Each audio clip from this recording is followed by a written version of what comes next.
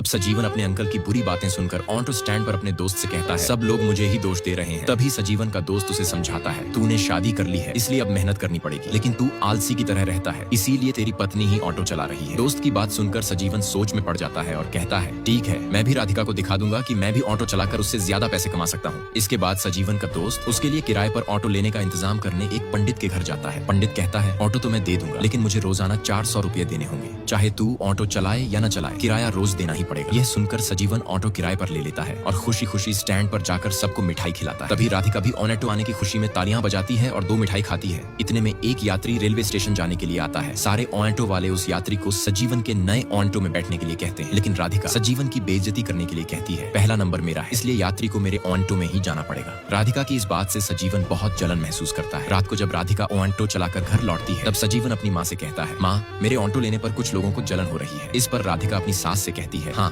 जलन तो होगी ही, क्योंकि रोजाना किराया देना पड़ेगा, चाहे ऑटो में भाड़ा हो या ना हो। ये बात पहले सोचनी चाहिए थी। अब सजीवन ऑटो किराए पर ले आता है और राधिका के सामने बहुत दिखावा करता है, लेकिन राधिका अपनी सास को दिन भर की कमाई देती है और कहती है, तुम्हारा बेटा सिर्फ ऑटो लेकर दिखावा कर सकता है लेकिन पैसे नहीं दे सकता। यह बात सुनकर सजीवन पूरी तरह जलने लगता है। अगले दिन राधिका सही समय पर ऑटो स्टैंड पर मौजूद होती है, लेकिन सजीवन बहुत देर से पहुंचता है। तब राधिका अपने ऑटो वाले भाई से कहती है, ये क्या ऑटो चलाकर पैसे कमाएगा, दिन भर तो देर से आता है। उसी वक्त राधिका की ऑटो पर एक यात्री आता है। वह तुरंत यात्री को बैठाकर निकल जाती है। थोड़ी देर बाद राधिका एक बार के पास से गुजर रही होती है कि तभी 2 नशे में धुत लोग उसकी ऑटो में बैठ जाते हैं। राधिका उन्हें यात्री कर बैठा लेती है। जैसे ही ऑटो चलती है वे दोनों शराबी राधिका का नाम लेकर गाने गाने लगते हैं। धीरे धीरे वे राधिका के बालों को छूने की कोशिश करने लगते हैं। यह देखकर राधिका गुस्से में ऑटो रोक देती है और उन्हें नीचे उतरने के लिए कहती है, लेकिन वे कहते हैं, बस पास में ही हमारा घर है। गुस्से में राधिका उन्हें उनके घर तक छोड़ देती है। जाते समय वे दोनों उसके साथ सेल्फी लेने की कोशिश करते हैं। यह देखकर राधिका उनका मोबाइल तोड़ देती है और गुस्से में वापस लौटने लगती है, लेकिन रास्ते में उसे यह सब अच्छा नहीं लगता। वह तुरंत ऑटो घुमाकर उनके घर वापस जाती है और दोनों को जोरदार थप्पड़ मारती है। थप्पड़ मारकर राधिका बहुत खुश हो जाती है। अब रात को जब राधिका और उसकी सास खाना खा रही होती हैं, तभी सजीवन घर का सामान लेकर आता है। उसकी माँ कहती हैं, इतनी देर क्यों हो गई? तब सजीवन राधिका के सामने स्मार्ट बनने की कोशिश करते हुए कहता है, मर्द को कभी डर नहीं लगता, इसलिए मर्द रात भर भी काम कर सकते हैं। यह कहते हुए सजीवन अपने आप को बहुत बड़ा समझने लगता है। फिर राधिका को जलाने के लिए वह अपनी माँ को 1500 रुपए देते हुए कहता है, ये पैसे लो और उधारी वालों को दे देना। तब उसकी माँ कहती है,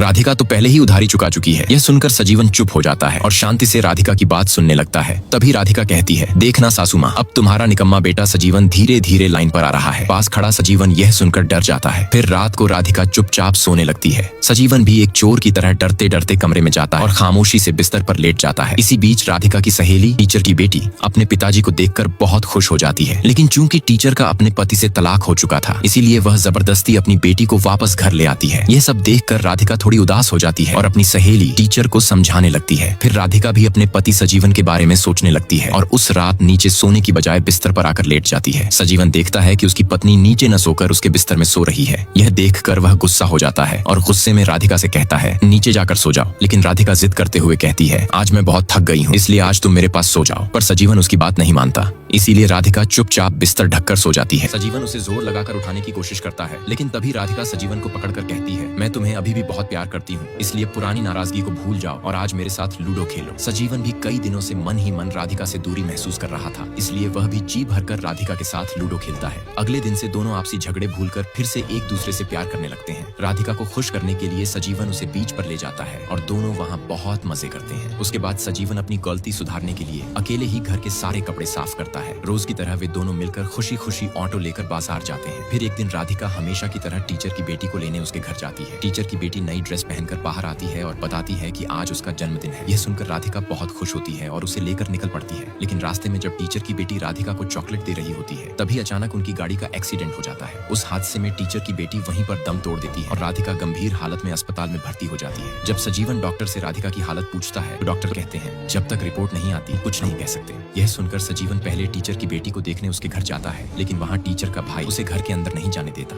इससे सजीवन उदास होकर वापस अस्पताल लौटता है और भारी मन से अपनी पत्नी राधिका को आईसीयू में देखने की कोशिश करता है। अब सुबह होते ही राधिका को दुर्घटना की याद आ जाती है, जिससे वह पूरी तरह घबरा जाती है। तभी राधिका की माँ तुरंत सजीवन को बुलाती है। सजीवन आकर पूछता है, राधिका क्या हुआ? तभी राधिका कहती है, टीचर की बेटी कहाँ है, और बेहोश हो जाती है। डॉक्टर सजीवन से कहते हैं कि राधिका का 1 महीने तक इलाज करना होगा, क्योंकि दुर्घटना की वजह से उसकी मानसिक स्थिति ठीक नहीं है। यह सुनकर सजीवन थोड़ा मायूस हो जाता है, क्योंकि उसके पास 1 महीने तक इलाज कराने के लिए पैसे नहीं थे। लेकिन इधर राधिका के पिताजी अपनी बेटी के इलाज के लिए अपना पूरा बैंक बैलेंस खर्च कर देते हैं और राधिका को ठीक करवा देते हैं। 1 महीने बाद जब राधिका के डिस्चार्ज का समय आता है, तो सजीवन उसके पास जाकर उसे हिम्मत देता है और उसके पैर दबाता है ताकि राधिका को अच्छा महसूस हो। फिर सजीवन राधिका को लेकर घर लौट आता है। घर देखकर राधिका पूरी तरह उदास हो जाती है। तभी सजीवन उसके पास आकर कहता है, बिल्कुल चिंता मत करो, मैं हूं ना तुम्हारे साथ। रात को राधिका घर के बाहर आकर बैठती है। सामने रखा ऑटो देखकर उसके दिमाग में कुछ अजीब सा महसूस होने लगता है। उसी रात वह बीच के किनारे चली जाती है। उधर सजीवन देखता है कि राधिका बिस्तर पर नहीं है। वह घबराकर चारों ओर राधिका को ढूंढना शुरू कर देता है, लेकिन राधिका कहीं नहीं मिलती। इससे घबराकर सजीवन सबको फोन करता है और पूछता है, क्या राधिका कहीं दिखी है? तभी एक आदमी बताता है कि राधिका बीच के पास खड़ी है। सजीवन तुरंत दौड़ते हुए बीच पर पहुंचता है और देखता है कि राधिका सबसे ऊपर खड़ी हुई है। ये देखकर सजीवन बहुत घबरा जाता है। देखकर सजीवन दौड़ते हुए ऊपर जाता है और राधिका को समझा बुझाकर घर वापस ले आता है। लेकिन दुर्घटना के बाद भी राधिका का मानसिक हालात बहुत खराब था। इसीलिए एक दिन रात को राधिका सजीवन से कहती है कि वह अध्यापिका टीचर के पास जाना चाहती है। अगले ही दिन सजीवन राधिका को लेकर अध्यापिका के घर जाता है। वहाँ पहुँचते ही राधिका सबसे पहले अध्यापिका की बेटी की तस्वीर देखती है और रोते हुए अध्यापिका के पैरों में गिरकर माफी मांगती है। लेकिन अध्यापिका राधिका से कहती है कि इसमें तुम्हारी कोई गलती नहीं, जो होना था वह हो गया है। तभी अध्यापिका के पति राधिका के पास आते हैं और कहते हैं, राधिका तुम्हारी वजह से ही आज हम दोनों एक हो पाए हैं, इसलिए ज्यादा कुछ मत सोचो, तुम पहले जैसी थी वैसी ही रहो। फिर अध्यापिका राधिका को एक नया ऑटो देती है और कहती है, जैसे पहले तुम ऑटो चलाती थी वैसे ही अब फिर से एक नई यात्रा शुरू करो। यह देखकर सजीवन बहुत खुश हो जाता है। राधिका भी उसी समय उस नए ऑटो को लेकर बच्चों को स्कूल पहुंचाती है और पहले की तरह बहुत खुश हो जाती है। उसी खुशी में वह ऑटो स्टैंड पर ऑटो लेकर जाती है, जहाँ सभी ऑटो चालक उसकी हौसला अफजाई करते हुए ताली बजाने लगते हैं। नेक्स्ट पार्ट के लिए लाइक और कमेंट करें।